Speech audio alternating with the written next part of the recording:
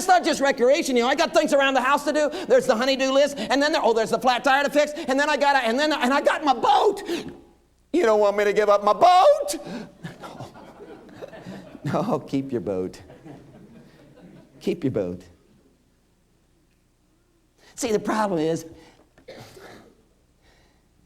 you don't know why you have a boat. Oh yeah, I got a boat just to get away. I got to have some. No. You don't know why you have one. Well, why do I have one then? Your next door neighbor, ooh, what a grouch. You haven't been able to get close to him at all, man. I mean, you wave to him and he's so preoccupied with himself. He's got two teenagers. But the boat. When you pulled into the driveway with that boat, did you see his eyes? He got a little friendlier, didn't he? I bet all it would take is an invitation. Hey, your teens, come on, Saturday, out. And now, hey, he's in your boat and he's in the middle of the lake. You got him. I mean, like, where's he going, See, you don't have that boat for yourself. Well, I get it. See, you don't play golf for yourself. Oh, no. See, you don't go hunting for yourself. Oh, no. See, this is not boating for yourself. What's this all about? Oh, this is 15 minutes in the morning for Jesus. This is 8 hours at the job for Jesus. And this is 8 hours of sleep for Jesus. And this is 8 hours of recreation for Jesus. Well, you act like my whole life ought to be all wrapped up in Jesus. Yes! You act like my whole thought process ought to be for Jesus. Yes! You act like every minute of my life ought to be focused on Jesus. Yes! You act like all my energy ought to be spilled out for Jesus. Yes! Yes! I thought we all understood that. Well, now I just want to be a Christian. I don't want to be a super Christian. Oh, I see there's categories.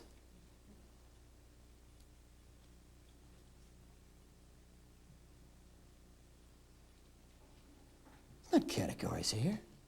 Either are or you aren't. Get in or get out. Be one or back out. See, there's only one kind of Christian. My dad taught me well. Only one kind of Christian. Flat on the floor, brother. Third gear. He's Lord of all, or he's a Lord at all. How valuable is Jesus to you?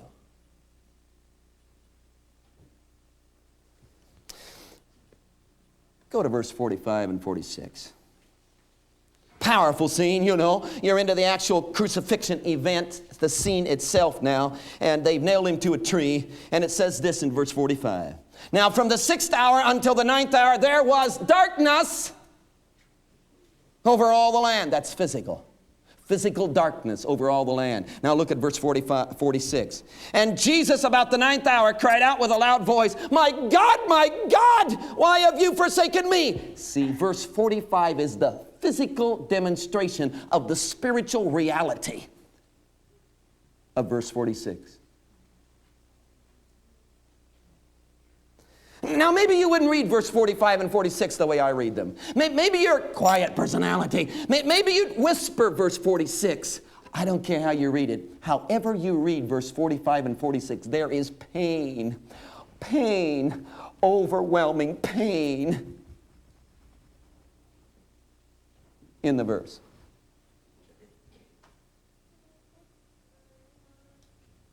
Now, you realize up to this time that heaven has been quiet all of this time. That is, all the way through the trials, all the way through after the Gethsemane scene, and through the mock trials, and through the scourging, and through Pilate washing his hand, all the way through all of these crucifixion scene up to this point. The heavens have been quiet. Hey, heavens have no problem talking, brother. Star in the sky at his birth. Wow. Angelic host singing. Oh, at his baptism. Sky splits wide open. Dove comes down. Voice of the Father. Mount of Transfiguration. Cloud overshadows the place. Voice speaks. See, heaven has no problem talking. But heaven has been strangely silent. But now, in this scene, in verse 45, heaven is going to talk. What does heaven have to say? there was darkness over all the land. The light of God is eclipsed from noon till 3 in the afternoon. When the sun should be at its brightest, there is darkness. And heaven is talking. And what's the response of Jesus to all of this? Verse 46, my God, why have you forsaken? You know what that word means? It means to abandon, to walk out on. My God, why have you walked out on me? Now, some people really have a tough time with that. They want to say, wait. God the Father didn't walk out on the Son. God the Father didn't abandon the Son. No. You see, what's happening here is Jesus just thought he had. Jesus was deceived. He was mistaken. Oh. So you're telling me in verse 46, Jesus is mistaken.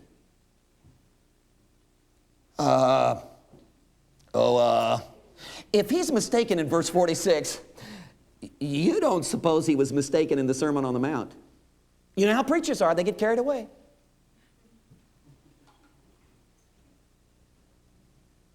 You don't suppose in some of the parables he told, he just got, and he was, see, do you want to start picking and choosing when Jesus is deceived, when he's mistaken, and when he's not?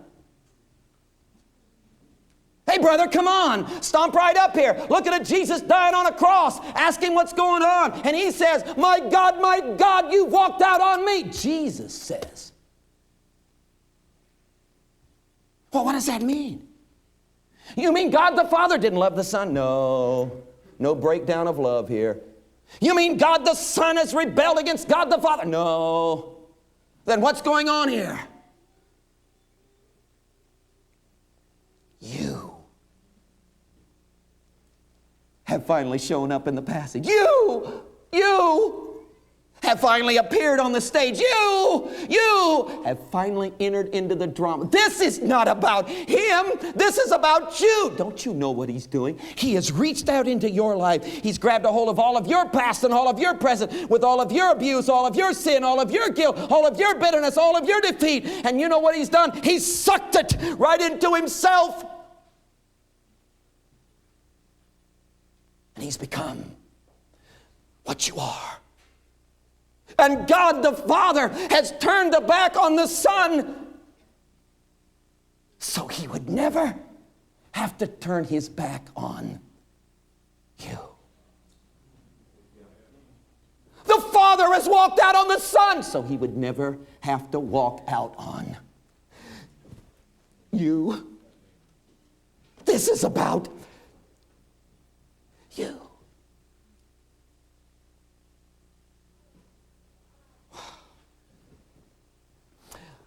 Jesus, I know you're dying here on a cross, and probably a bad time, but it appears to me I don't have much time. I really need to ask you a couple of questions, Jesus. I know you're in a lot of pain, but if you could just give me a brief answer.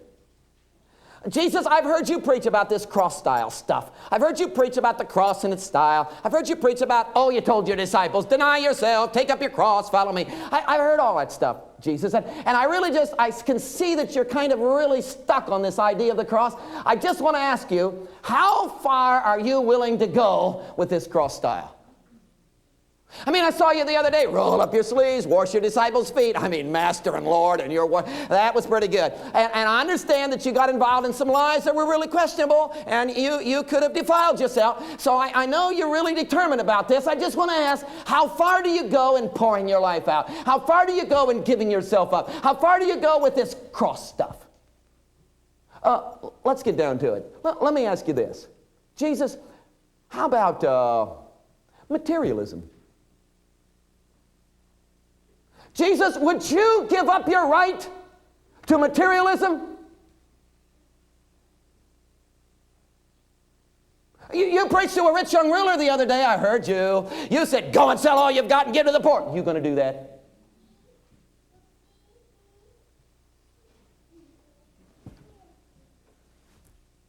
Look at him. Stripped him naked. gambling over the last piece of his garment. I think he came through on that, wouldn't you? Okay, Jesus, that's pretty convincing. Let me ask you about this fame and popularity stuff. Yeah, you had the crowds eating out of the palm of your hand. Literally eating out of the palm of your hand. I mean, you did all those miracles and people come from everywhere. You can build a Sunday night with miracles. Hey, I just want to know, Jesus, I just want to know, how far do you go? Would you give up your right to be famous and popular?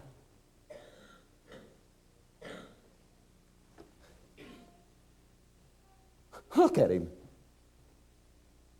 Crowds are screaming for his blood.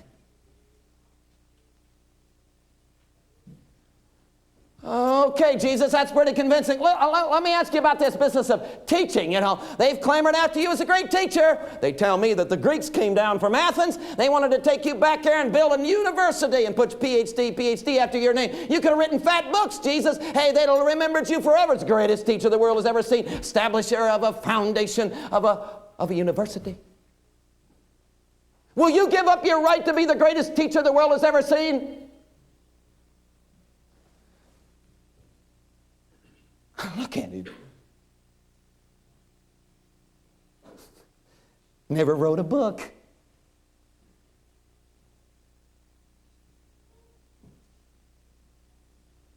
Never taught in a college. Never attended seminary.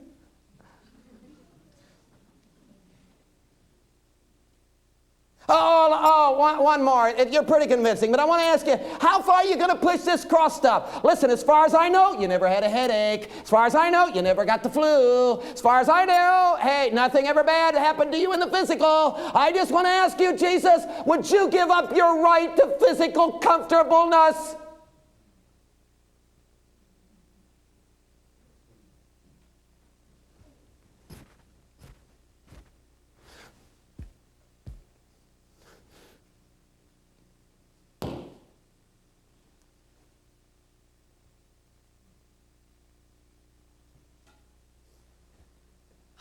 I think he came through on that, don't you?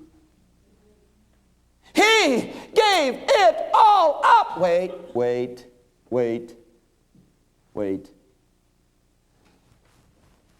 There's one thing left. It's his security blanket. It's the bottom line thing.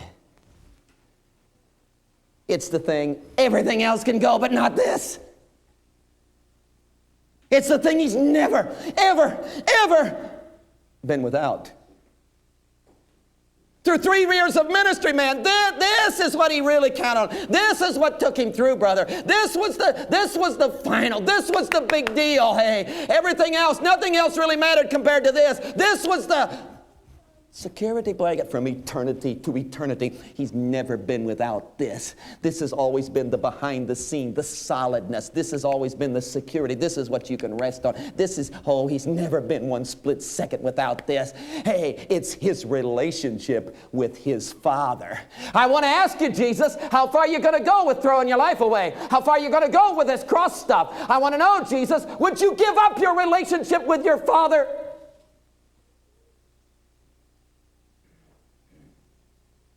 My God, why have you forsaken me? And there is a split in the Trinity.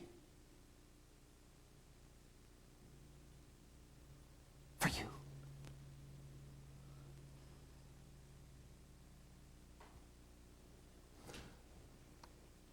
How valuable are you to Jesus?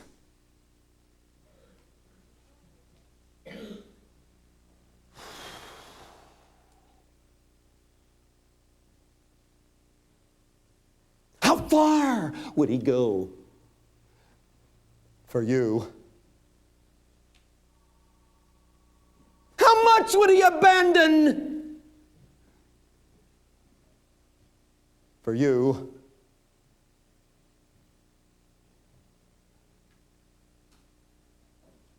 Come on, you're a thinking person. Would you not have to tell me that you are the most valuable thing in his life. Oh, the other question, how valuable is Jesus to you?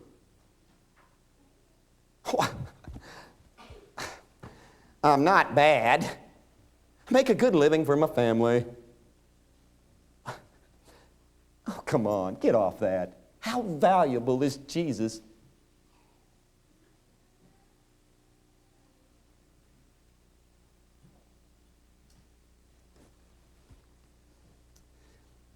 You're driving home after the service. Honey, what'd you think of the evangelist? Pretty loud, wasn't he? Yeah, I thought he was a little pushy, too.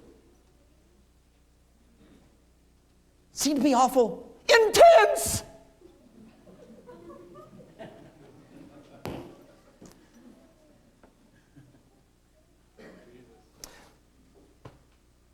I tried to back off. I tried to become more conversational. I have. But see, I have an awful, maybe you could help me. Hey, maybe you could help me. Talk to me after the service. Maybe you could help give me some insight. See, I don't know how to come to this and say, hey, don't worry about it. Consider it. It's okay. Don't get uptight. Relax. Everything's cool. Hey, go golfing. Don't worry about it. Hey, relax. Watch the ball game. Think about this later. Just put this in your thoughts someplace. I don't know how to be casual about this, see? I don't know how to relax about this. I don't know how to unwind about this. I don't know how to just kick back about this, see? I don't know how to do anything but come right at your nose on this. See, I don't know how to do anything except look at you and say, hey, no more games. No more play acting.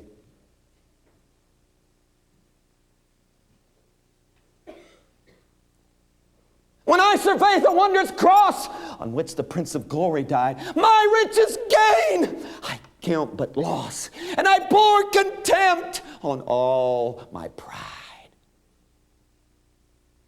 Were the whole realm of nature mine, that's an offering far, far too small. Love, so amazing, so divine, demands, I'm talking demands, brother. I mean absolutely demands my life, my soul. See, you're not bad, you just...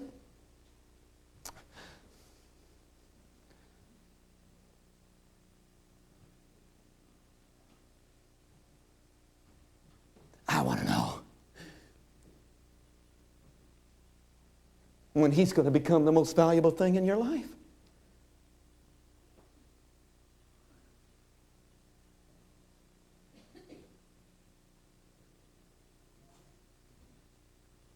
You're the most valuable thing in his.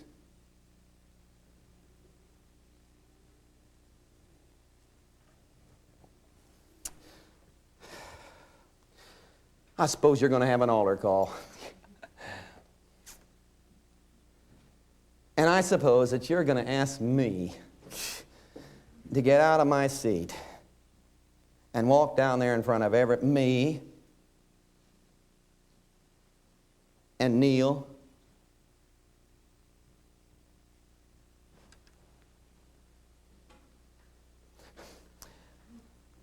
What makes you think that I'm going to do that? Why should I come to that altar? Wrong question. Well, what's the question? Why shouldn't you? You tell me why you shouldn't get flat on your face this morning and say, oh God,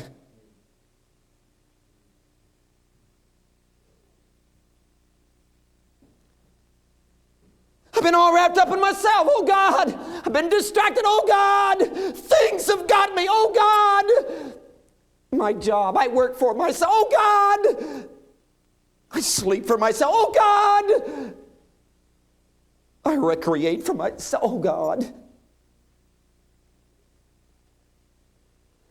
I haven't burned for you. Oh God, I'm sorry.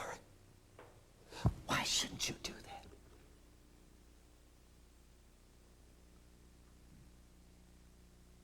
I can tell you one thing, it'll stop you.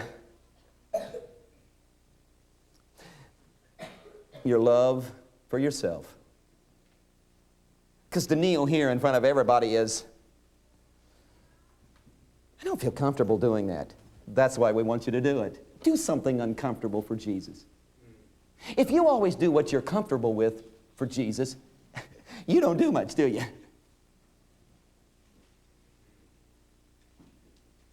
Why don't you risk yourself? He did.